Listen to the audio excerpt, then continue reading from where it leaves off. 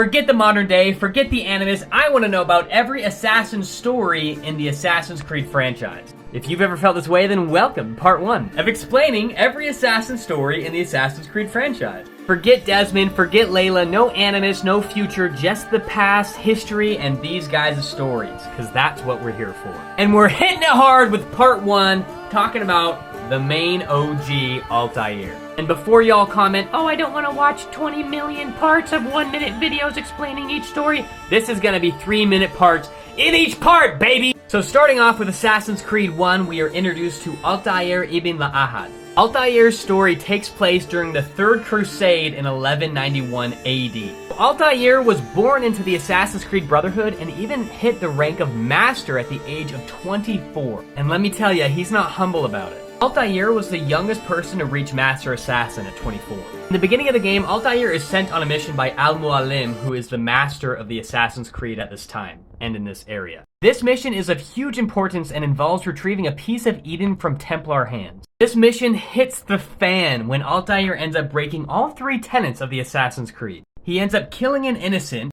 he in arrogance exposes himself to the enemy, and ends up getting one of his fellow assassins killed. Master Templar ends up sparing Altair's life to send a message to Al-Mualim. He plans on rooting out the assassins from the area by going to their home base in Masyaf and killing off all the assassins. When Al-Mualim learns of what happened, Altair is stripped of his rank and returns back to a recruit. Luckily, regardless, Altair ends up coming in clutch and foils the Templars' plans to come and attack the assassins at Masyaf.